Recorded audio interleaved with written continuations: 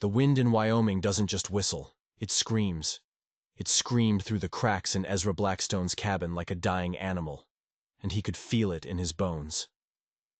Outside, the first October snow of 1879 was falling, not the gentle kind, but a hard, angry dusting that promised a brutal winter. Ezra's hands, rough as bark and scarred from a life of fighting the wild, shook as he stared at the 3 tiny gold pieces in his palm. They weren't enough. Not even close. Across the single, cramped room, 7-year-old Lily sat on an old wooden crate. She was humming a quiet tune to her doll, a thing made of corn husks and scraps of cloth. Her hair was the color of summer wheat, a stark contrast to his own dark, grizzled beard. She wasn't his. Not by blood. Her mother, a Cherokee woman with eyes as sad as they were beautiful, had passed 3 summers ago, leaving Lily with no one. The mission folks, their faces tight with pity, had all but forced her on him. "Mr. Ezra," Lily's voice was soft, barely a whisper over the howling wind. She didn't look up from her doll. "Are we going to have enough food this winter?" The question landed like a physical blow, knocking the air from his lungs. She had a way of doing that, of cutting straight to the heart of the fears he tried to keep buried. He'd been asking himself that same question every night, staring into the darkness until his eyes burned. 3 gold pieces. That might buy a sack of flour and some salted pork. It wouldn't last a month. "We'll figure something out, little bird," he grunted, the nickname slipping out before he could stop it. It had stuck somehow. But the words tasted like a lie. His mind was a storm of worry, a frantic search for an answer that wasn't there. Then he heard it. The soft crunch of snow under horses' hooves. Through the frosted pane of his only window, he saw them. 3 riders, their dark shapes moving like shadows against the white landscape. The man in the lead was Samuel Crowley, a merchant who bought and sold anything he could get his hands on, from furs to furniture to men's souls. Ezra had dealt with him before. The man's smile was as cold and sharp as a shard of ice. "Stay inside," Ezra ordered Lily, his voice rougher than he intended. He grabbed his worn coat and stepped out into the biting cold. "Blackstone," Crowley called out, his voice smooth and oily, his breath plumed in the freezing air. "Heard you might be having some troubles. Thought I'd see if we could help each other out." Ezra crossed his arms, the thin wool doing little to ward off the chill, a chill that had nothing to do with the weather. "What kind of help?" Crowley's eyes darted past him, fixing on the window where Lily's small face was now pressed against the glass, a pale circle in the gloom. A predatory gleam entered his eyes. "That little half-breed girl of yours, she's getting to be a fine-looking thing." Ezra felt a muscle in his jaw twitch. He didn't like where this was going, not one bit. "Pretty thing," Crowley continued, his smile widening. "I know some influential families back in St. Louis. They're always looking for good household help. Children they can train up proper. They pay a handsome price for the right sort." The world seemed to tilt. The wind died down to a low moan. "You're talking about selling her." "I'm talking about giving her a future," Crowley corrected, his voice like honey mixed with poison. "A life in a big house with warm clothes and a full belly, and giving you enough coin to survive this winter. Enough to buy a real farm come spring, maybe." One of Crowley's men, a brute with a scarred face, let out a low chuckle. "Better'n watching both of you starve out here in this god-forsaken wasteland." Ezra's hands balled into fists at his sides. He could feel the rage, hot and sharp, rising in his chest. But before he could unleash it, a sound from behind him froze the words in his throat. The creak of the cabin door. Lily's voice, small and trembling, carried on the wind. "Mr. Ezra, what does he mean? About selling me?" The silence that followed was heavier than the snow-filled clouds overhead. It stretched and stretched, a thin, fragile thing about to snap. Ezra turned, his movements stiff and slow, like an old man. She stood there in the doorway, her corn-husk doll clutched to her chest like a shield. Her dark eyes, usually so full of life and mischief, were wide with a terror that no child should ever know. The winter wind swirled around them, but the cold now seemed to radiate from a place deep inside him. Crowley, ever the opportunist, slid from his horse. That fake, friendly smile was plastered on his face again. Now see here, little miss. No one's selling anyone. We're talking about an opportunity. A chance for you to live with a real family. In a grand house, with servants and fancy dresses. All the food you could ever dream of. Lily stumbled back a step, her small body bumping into Ezra's legs. She didn't take her eyes off Crowley. But this is my home. Mr. Ezra. He takes care of me. Does he now? Crowley's voice lost its honeyed edge, turning sharp and cruel. Tell me, child, when was the last time you ate until you were full? When did you last have a dress without a patch on it, or shoes that didn't pinch your toes? The meat you eat, it's stringy rabbit and squirrel, isn't it? Ezra wanted to roar, to tell the man to shut his mouth, but he couldn't, because it was all true. Every last word was a dagger twisting in his gut. He had done his best, but his best was a patched-up dress, worn-out shoes, and a gnawing hunger that never quite went away. His best wasn't good enough. She's not for sale, Ezra finally managed to say, but his voice was a choked whisper, easily snatched away by the wind. Crowley seemed not to have heard. He reached into his greatcoat and pulled out a thick, heavy pouch that clinked with the sound of gold. Not 3 small pieces. This was a fortune. He tossed it onto the snow-covered ground between them. It landed with a soft thud. $500, Blackstone, Crowley said, his voice dropping to a conspiratorial whisper. In gold coin. More money than a man like you has ever seen. Enough to buy 100 acres of prime land in a warmer climate. Enough to build a fine house, find a wife, start over. A new life. All for one little girl who isn't even your blood. The gold seemed to pulse with a light of its own, a warm, seductive glow against the cold, white snow. $500. It was an impossible sum, a king's ransom. He could leave this frozen hell behind forever. He could have a life, a real one, not this daily struggle for mere survival. But then he looked down. He looked down at the small, terrified girl clinging to his leg. Her face was tilted up at him, her eyes searching his, filled with a desperate, unwavering trust. She was waiting for him to be the man he promised her dying mother he would be. The man he had tried, and failed, to be for 3 long years. The answer, he said, and this time his voice was clear and loud, ringing with a finality that surprised even himself, is no.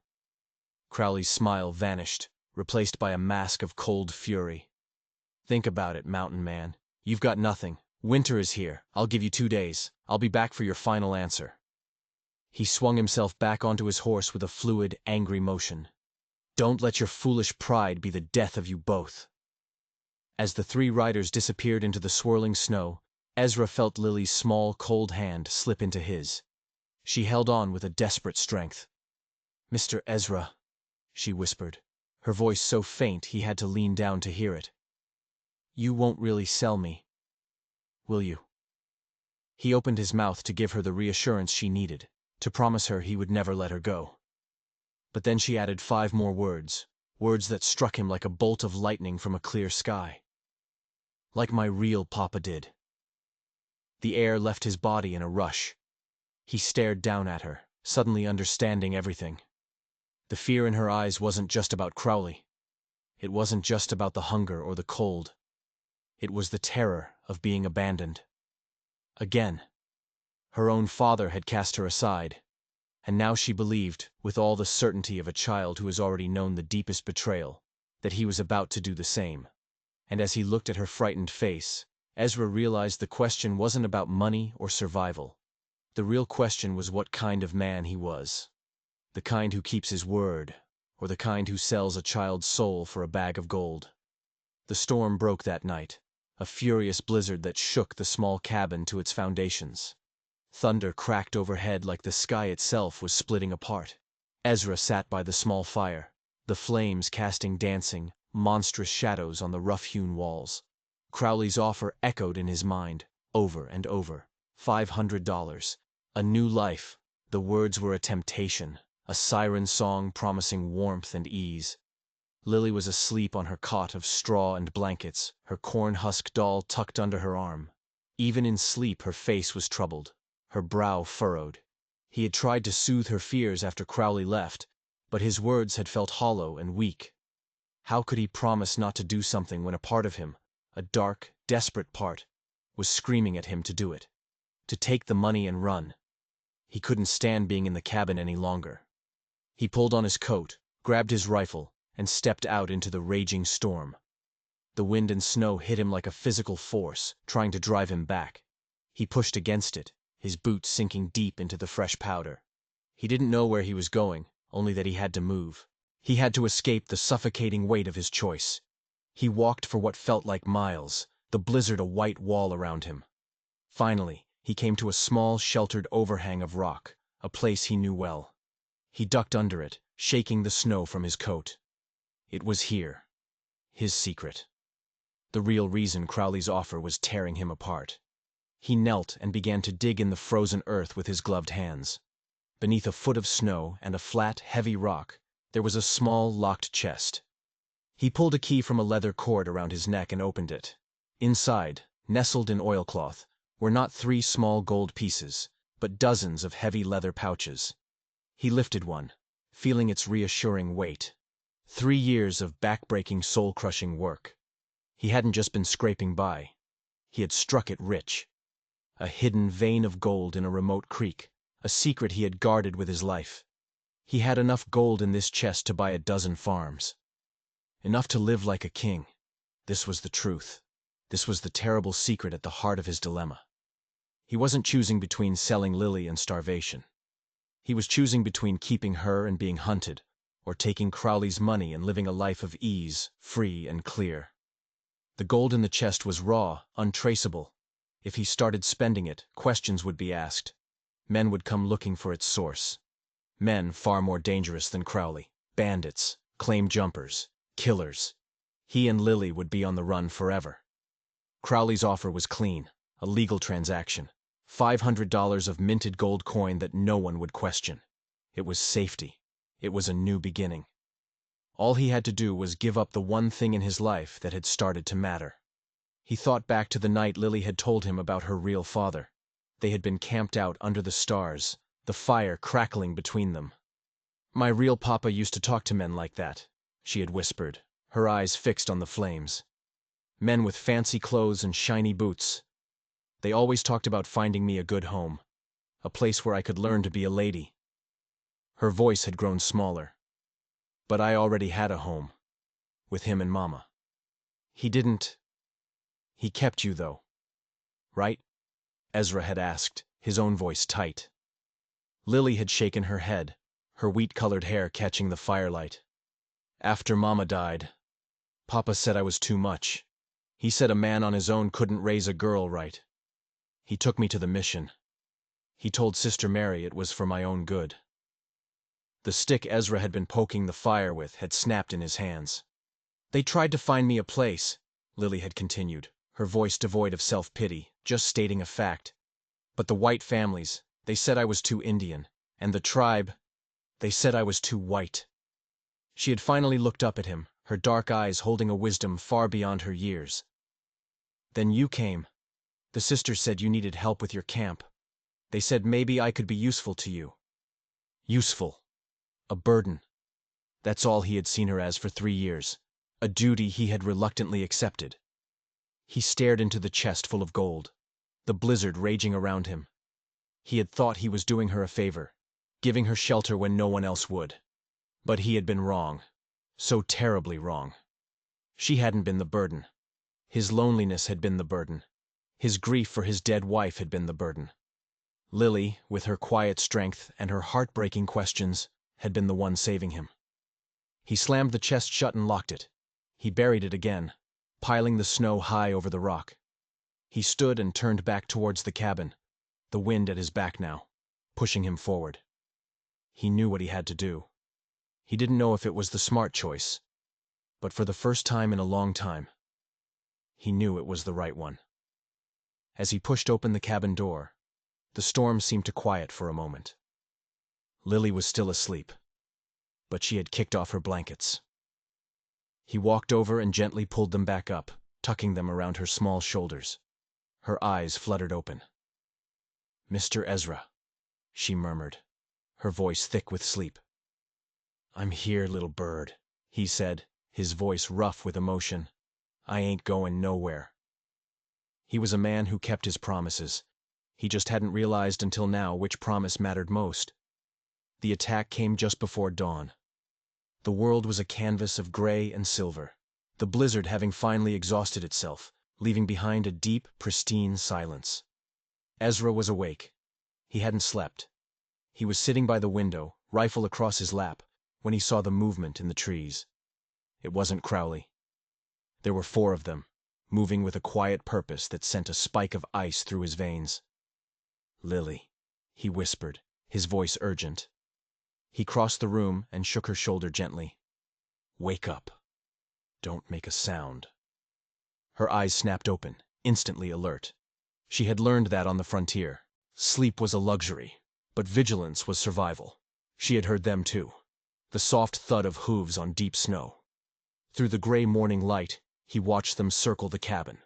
They wore bandanas over their faces, their rifles held ready. They were professionals. This wasn't some random encounter. "Blackstone!" The leader's voice was a harsh bark that shattered the morning's peace. "We know you're in there, and we know what you're hiding." Ezra's blood ran cold. Not the gold. How could they know about the gold? He had been so careful. "Come on out with your hands high," the man shouted, "and bring the pouch, the one you got from the trading post yesterday." The trading post? Ezra's mind reeled. He hadn't been to any trading post. He hadn't sold any of his gold. This was a mistake. They had the wrong man. "You've got the wrong cabin, friend," Ezra called back, his voice steady despite the frantic hammering in his chest. "There's no gold here." A harsh laugh answered him. "Don't play dumb with us, mountain man. Crowley told us everything, said you made a deal. 500 in gold for the half-breed girl. Said you'd have the coin right here." Crowley. The name hit Ezra like a physical blow. This wasn't a mistake. It was a trap. A cruel, vicious trap. Crowley hadn't been planning to wait 2 days. He had sent these men to take the money back, and probably to silence him for good. But they thought he had the gold. They didn't know he had refused the deal. Lily was pressed against his side, her small body trembling. She clutched her doll so tightly her knuckles were white, but she didn't cry. Brave girl, always so brave. "We ain't got no gold," Ezra yelled, his voice raw with fury. "Your boss is a liar." "We'll see about that," the leader snarled. The crack of a rifle split the air, and a bullet splintered the wood of the doorframe, inches from Ezra's head. Last chance, Blackstone. The gold, or the girl. His mind raced. 4 against 1. Impossible odds. They thought he had the money. They wouldn't leave without it. And they would tear the cabin apart to find it. They would find Lily. A new, more terrible thought took root in his mind. Maybe this was the plan all along. Maybe Crowley didn't just want the money back. Maybe he wanted the girl too. For free. He looked down at Lily. Her eyes were wide with fear, but also with that same unwavering trust. She believed he could fix this. She believed he could keep her safe. The gold, his secret stash, it was their only way out. If he gave them gold, maybe they would leave. "All right," he shouted, his voice hoarse. "All right, you win. Just don't shoot. There's a child in here." "The gold first," the leader demanded. "Throw it out the door, then we'll talk." Ezra's heart felt like a lead weight in his chest. His future, their future, 3 years of his life, buried in a chest. He had to give it up. For her. There was no other choice. "I have to go outside for it," he yelled. "It's buried, near the rocks." There was a long pause. He could hear the men murmuring to each other. "Fine," the leader finally said. "But the girl comes with you. You try anything, and she dies first." Ezra's stomach twisted into a knot of ice. He looked at Lily, saw the terror in her eyes, and nodded slowly. "Okay," he said, his voice barely a whisper. He opened the cabin door and stepped out into the cold, gray dawn, with Lily's small hand held tightly in his. The 4 rifles were all pointed directly at them. At her. He led them to the rock overhang, his every move watched. He knelt in the snow and began to dig. His mind was screaming. This was wrong. This was a mistake. These men weren't just here for gold. He could feel it. There was a darkness in their eyes, a hunger that went beyond simple greed. He uncovered the chest and unlocked it. He pulled out one of the heavy pouches, then another, and another. He threw 5 of them onto the snow, far more than $500 worth. "There," he said, his voice shaking. "Take it. Take it all. Just leave us be." The leader dismounted, his boots crunching in the snow. He picked up one of the pouches, his eyes, visible above the bandana, widening at its weight. He looked at his men, a silent communication passing between them. Then he looked back at Ezra, and at Lily. "This is good," the leader said, his voice a low growl. "Very good." But Crowley was very specific. He didn't just want the money. His gaze lingered on Lily, and a slow, cruel smile spread across his lips. He wanted the girl, too. Said she might fetch an even better price down south. A lot of lonely men in the mining camps. Ezra felt the world drop out from under him. It was never about the money, it was always about her. This was just Crowley's way of getting what he wanted, without having to pay for it. The betrayal was so profound, so absolute, it left him breathless. That's when he saw it. The leader's left hand. There was a tattoo on his wrist, a coiled snake. Ezra had seen that tattoo before. Years ago. In a different town, in a different fight over a different gold claim. A man he had beaten. A man he had humiliated. A man named Jedediah Kane. This wasn't just business. This was personal. And in that instant, Ezra Blackstone, the broken mountain man, the reluctant guardian, discovered just how much fight he had left when he was protecting the only thing in the world he truly loved. The morning sun was just beginning to touch the highest peaks, painting the snow-covered rocks a pale, bloody red. Time seemed to slow down. The crunch of Jedediah Kane's boots in the snow, the nervous shifting of the horses, the small, terrified gasp from Lily beside him. Everything was sharp, clear, and terrifyingly immediate. "You leave her alone, Kane," Ezra said, his voice dangerously quiet. Kane's eyes widened in surprise above his bandana. "Well, well. You remember me, Blackstone. I'm flattered. You took my claim, left me with nothing. Now it's my turn to take something of yours." He gestured with his rifle towards Lily. "The girl comes with us." That was all it took. Years of frontier survival, of instinct honed by countless dangers, took over. Ezra moved. He didn't think, he just acted. In one fluid motion, he shoved Lily behind him and dove sideways, grabbing the rifle he had leaned against the rock. He hit the ground, rolled, and came up firing. His shot wasn't aimed to kill, but to create chaos. He hit the horse of the rider on the right. The animal screamed and reared, throwing its rider into the deep snow. 1 down. 3 to go. Kane and the other 2 opened fire. Bullets whizzed past Ezra's head, thudding into the trees and rocks around him, sending splinters of wood and stone flying through the air.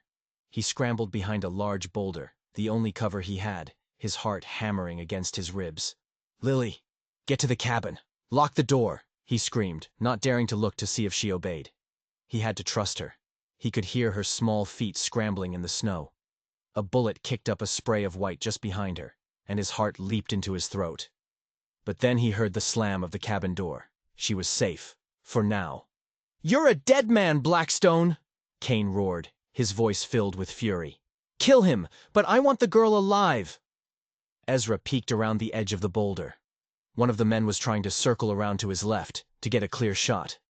Kane and the other were laying down suppressing fire, pinning him in place. He was trapped. His rifle only held 1 more shot before he had to reload. He had to make it count. He took a deep breath, trying to calm the tremor in his hands. He thought of Lily, alone and terrified in that cabin. He thought of her question. "Are you going to sell me like Papa did?" No. He wasn't that man. He would never be that man. He popped up from behind the boulder, a move he knew was reckless, suicidal even. He ignored the bullets snapping past his ears. His eyes found the man circling to his left. He aimed and fired. The rifle kicked against his shoulder, and the man tumbled backward into the snow, a dark stain spreading on his chest. 2 down. But the move had cost him. A searing pain exploded in his left shoulder. He dropped back behind the rock, gritting his teeth against the agony. A bullet had grazed him, tearing through muscle and flesh. He could feel the warm, sticky blood soaking his coat. He fumbled with his belt pouch, his fingers clumsy and slick with blood, trying to reload his rifle. He could hear Kane and the remaining rider moving closer, their footsteps cautious now. "He's hit!" Kane shouted. "He's finished! Let's get him!" Ezra knew he had only seconds. He managed to slide a new cartridge into the rifle. He was shaking, the pain in his shoulder threatening to overwhelm him. Giving up was not an option. He couldn't leave Lily alone. "This ain't worth dying for, Jed!" the last rider yelled, his voice laced with panic. "We got most of the gold. Let's just go." "Shut up," Kane snarled. "I'm not leaving without that girl." That was the opening Ezra needed. He pushed himself to his feet, ignoring the screaming pain, and stepped out from behind the boulder. He leveled the rifle at Kane, his vision starting to blur at the edges. The last rider, seeing his chance, wheeled his horse around and spurted away, disappearing into the trees. He had made his choice. Now it was just Ezra and Kane. Kane was surprised, caught off guard by Ezra's sudden appearance. He raised his own rifle, but he was a fraction of a second too late. Ezra fired. The bullet struck Kane in the leg. He howled in pain and crumpled to the ground, his rifle falling from his grasp. Ezra stood over him, his own rifle now empty, his body swaying from blood loss and exhaustion.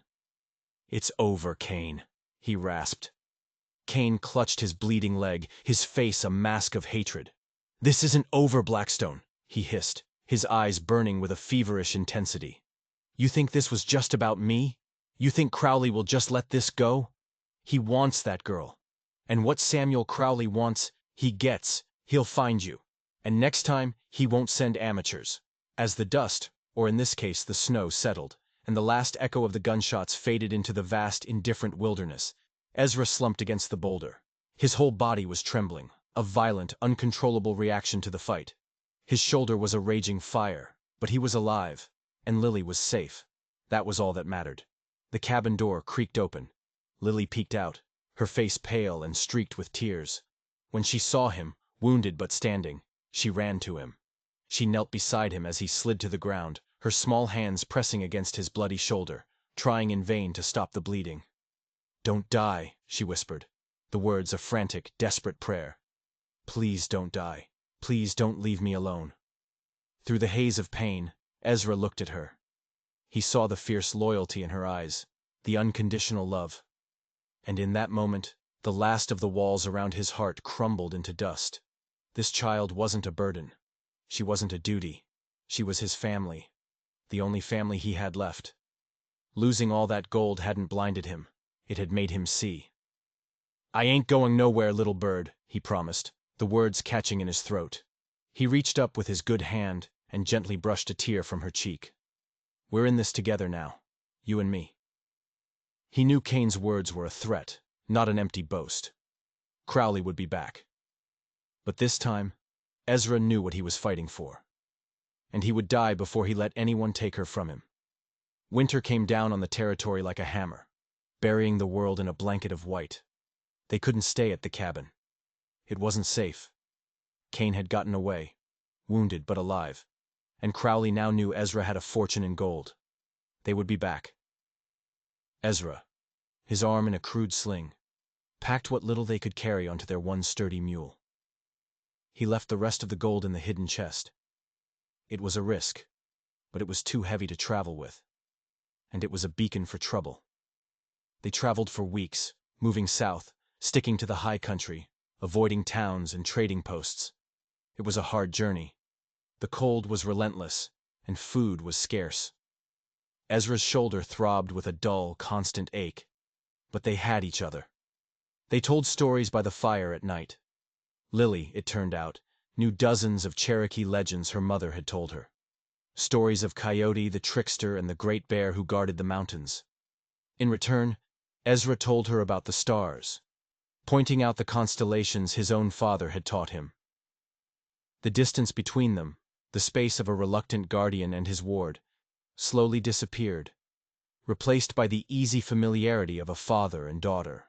They finally found a place to winter, a small burgeoning settlement called Cedar Ridge, tucked into a valley that offered some protection from the worst of the winds.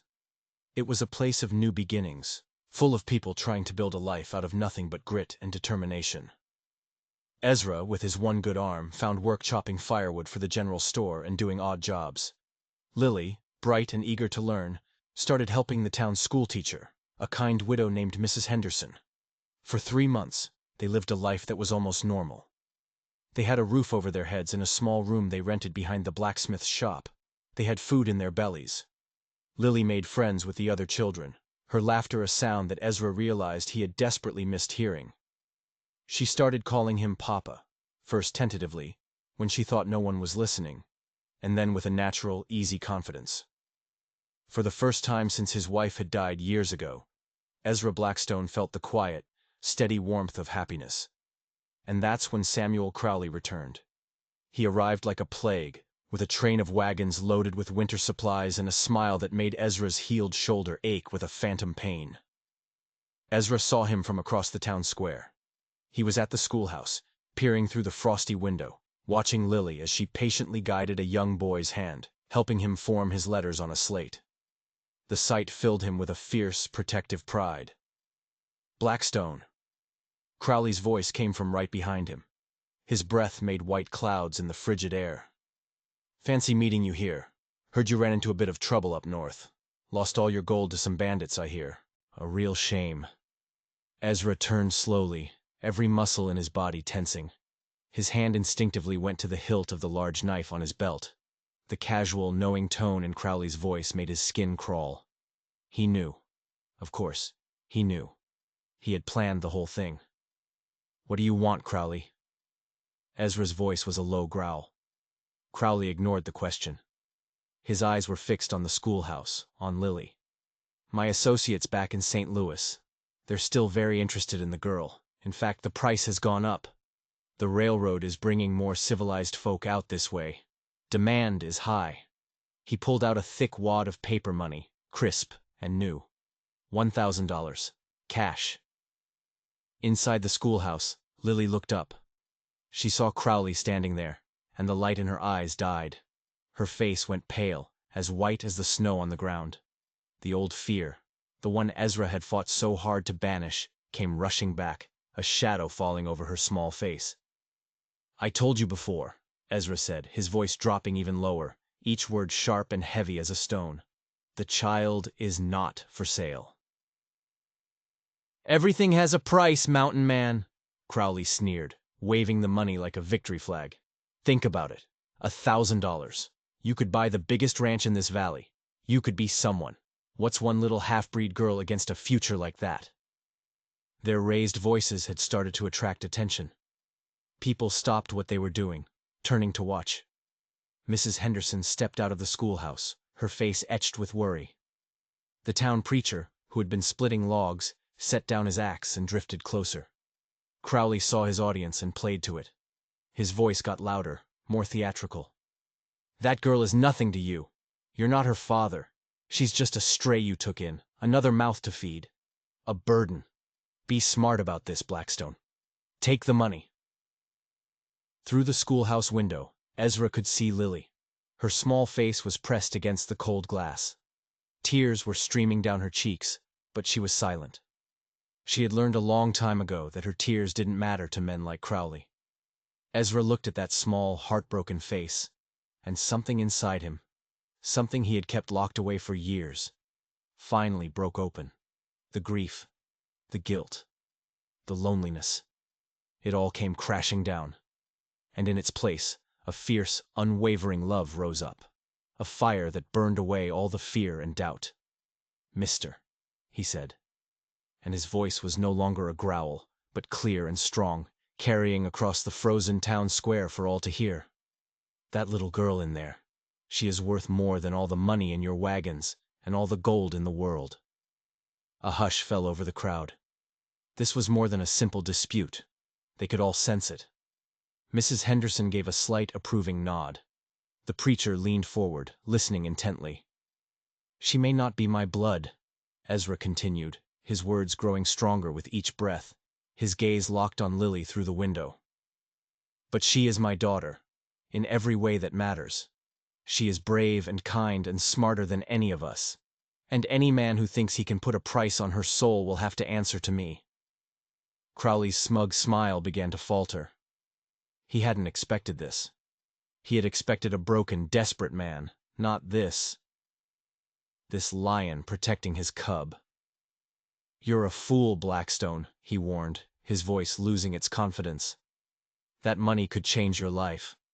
"My life has already changed," Ezra said, looking straight at Lily. "It changed the day I stopped seeing her as a burden and started seeing her as a blessing." Inside the schoolhouse, Lily's tears stopped. A watery smile, as bright and hopeful as the first sun after a long storm, spread across her face. She pressed her small hand against the window pane. Ezra lifted his own rough hand and placed it on the glass opposite hers, a silent promise passing between them. The crowd began to murmur, their support for Ezra clear and unmistakable. These were frontier people. They understood that family wasn't always about bloodlines. It was about loyalty. It was about standing for what was right, no matter the cost. Crowley looked around at the hard, unfriendly faces staring back at him. He had miscalculated. Badly. With a vicious curse, he stuffed the money back into his coat. He stalked back towards his wagon, his arrogance replaced by a venomous rage. "This isn't over," he shouted over his shoulder. "That girl will never be anything but a half-breed burden. You'll regret this. You'll see." But Ezra wasn't listening. He was walking toward the schoolhouse, toward his daughter. As he opened the door, Lily ran into his arms, burying her face in his coat. He held her tight, the feel of her small, trembling body against his, a confirmation of everything he now knew to be true. He had nothing. No gold, no farm, no future. But in his arms, he held the only treasure that had ever truly mattered. Just as the town began to settle back into its quiet winter rhythm, the schoolhouse door slammed open with a force that rattled the windows and made every child inside jump. Samuel Crowley stood there, framed in the doorway, melting snow dripping from his expensive coat. His eyes, cold and hard as chips of flint, scanned the room like a predator seeking its prey. Behind him stood two hired thugs, their hands resting ominously on the pistols at their belts, and with them was another man, a man whose presence made Ezra's blood turn to ice. He wore a dusty coat and a silver star pinned to his chest. A territorial marshal. "There she is," Crowley said, his voice dripping with triumph. He pointed a gloved finger directly at Lily, who was standing by the chalkboard. "The half-breed girl I told you about, Marshal."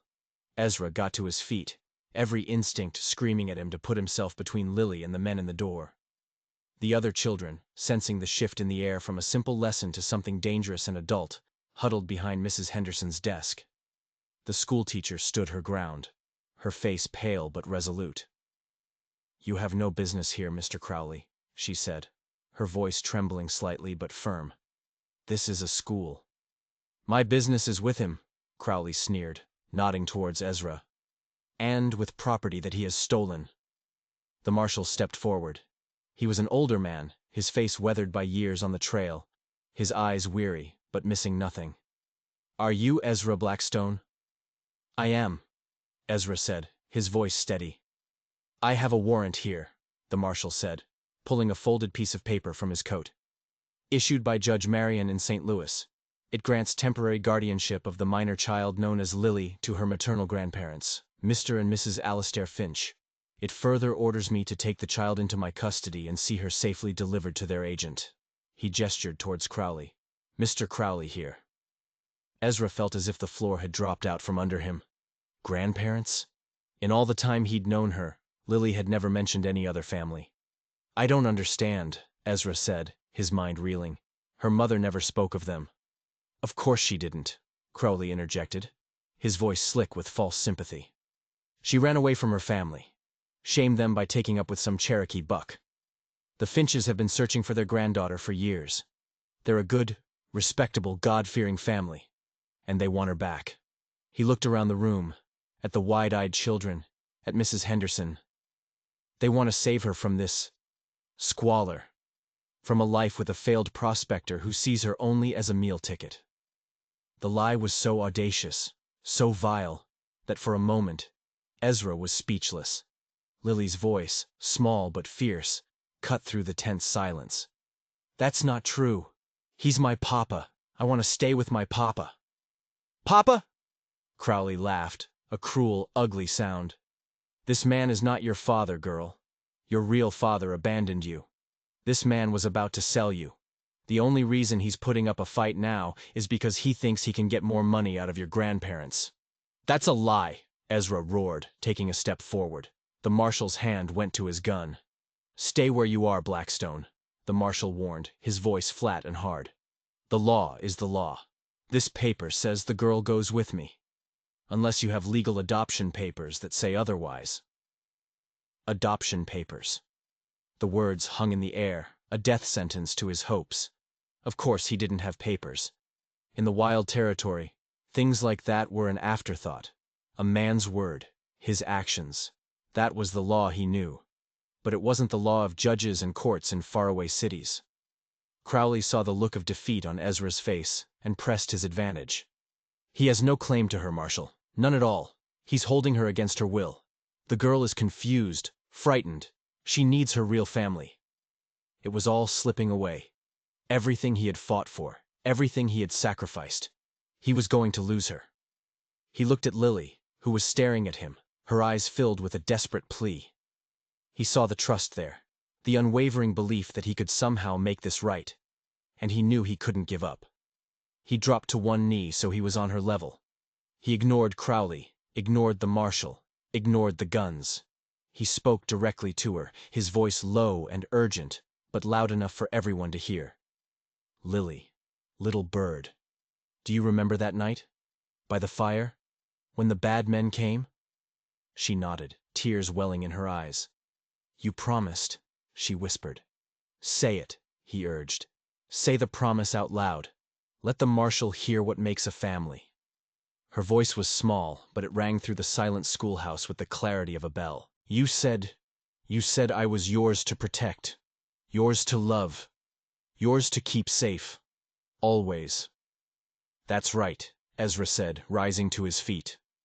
He faced the marshal, his own eyes burning with an intensity that made the lawman take a half step back. "I have no papers. I have no legal claim. All I have is that promise. She's not property, Marshal. She's a child, and she's my daughter. Not by law, and not by blood. By choice. And if you want to take her, you'll have to kill me first." The marshal's weary eyes flickered from Ezra's defiant face to Lily's tear-streaked one. He looked at Crowley's smug grin. He was a man of the law, but he was also a man who had seen too much of the darkness in the world. He was hesitating. For the first time, a sliver of doubt had entered his mind. It was then that Mrs. Henderson spoke up.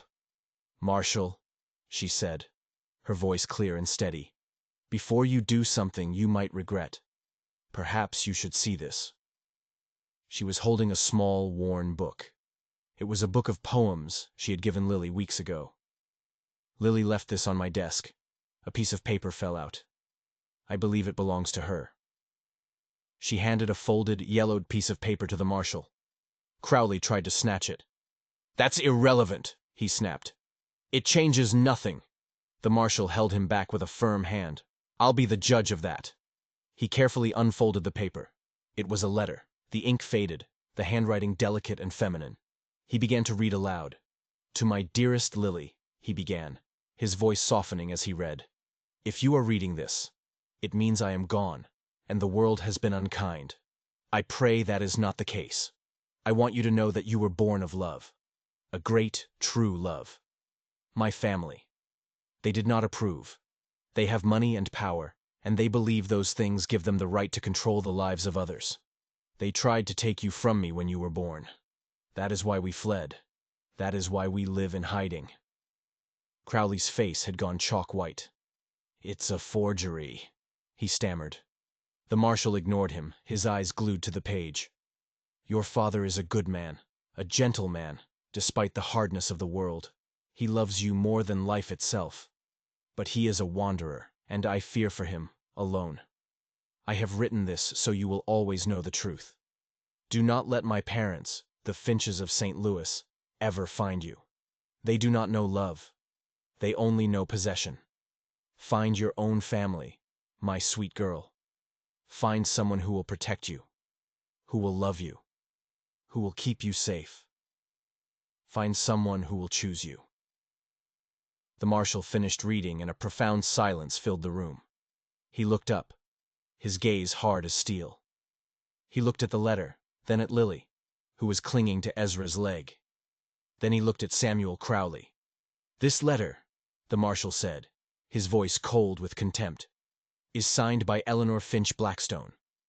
He slowly, deliberately, ripped the warrant in two and let the pieces flutter to the floor.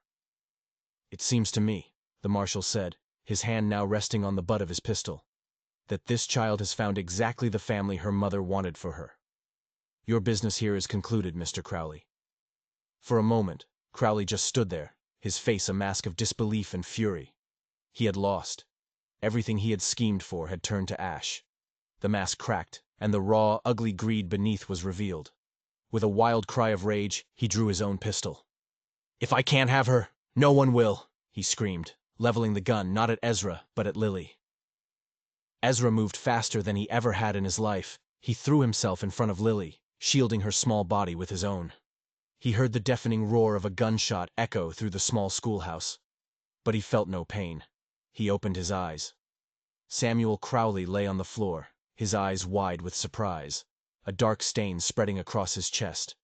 Standing over him, smoke curling from the barrel of his gun, was the territorial marshal. The lawman looked at Ezra, then at the terrified but unharmed child behind him. He gave a slow, weary nod. "Like I said," he said, his voice a low rumble, "the law is the law, and sometimes it's about making the right choice." 6 months later, the sound of Lily's laughter was the prettiest music Ezra had ever heard. It danced across the green meadow, mingling with the gurgle of the creek and the sigh of the wind in the tall cottonwood trees. She was knee-deep in the clear, cool water, her dress hitched up, patiently showing Danny Wilson, the neighbor boy, how to skip stones across the surface. "You have to flick your wrist, Danny," she explained, her voice full of the solemn wisdom of an 8-year-old. "Papa says it's all in the follow-through." Ezra stopped hammering a fence post and leaned on the handle of his mallet, wiping a sheen of sweat from his brow. Their farm wasn't much yet, just a small, sturdy cabin he had built with his own 2 hands, a chicken coop and a patch of cleared land for a garden. But it was theirs. It was home. After the incident at the schoolhouse, the town of Cedar Ridge had rallied around them. The preacher had helped him find this piece of land, and the whole town had pitched in for a barn raising. The gold, his secret burden, was finally being put to good use, building a future instead of hiding from a past. The Wilsons, who had settled the claim upstream, were grateful for Ezra's help and knowledge of the land. Their son Danny had become Lily's shadow, and the two were inseparable. It was good for her to have a friend. It was good for her to just be a child. "There!" Danny shouted with glee as one of his stones finally skipped 3 times before sinking. The shout sent both children into a fit of giggles, splashing each other in the water. Ezra smiled. The memory of her heartbroken face pressed against the schoolhouse window still sent a pang through his chest, but it wasn't a wound anymore.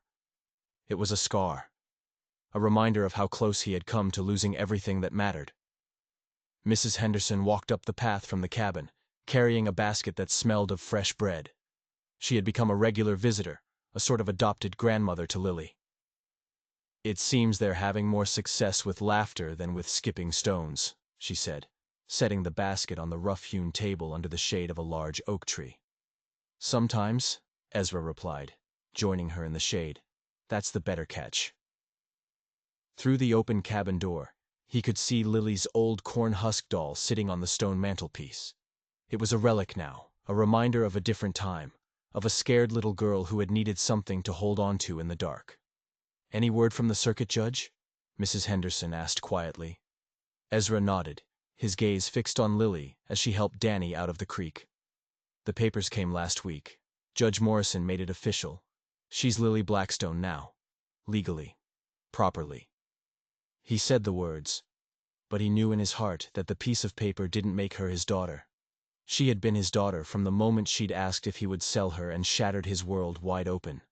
The paper just made sure no one could ever try to tear them apart again. "Papa! Papa! Come see!" Lily yelled, her face alight with excitement, running towards him with Danny in tow. "We found a crawdad!" Ezra walked towards the creek to inspect their prize.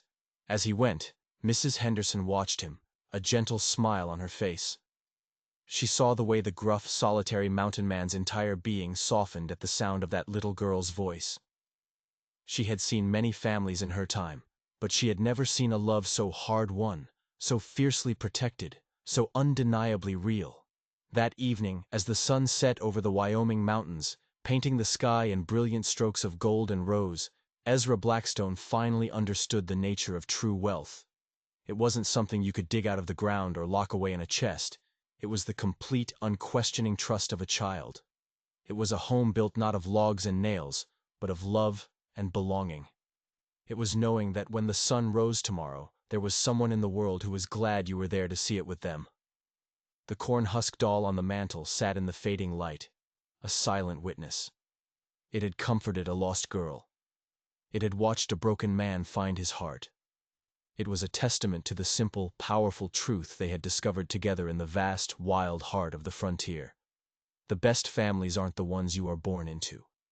They are the ones you choose.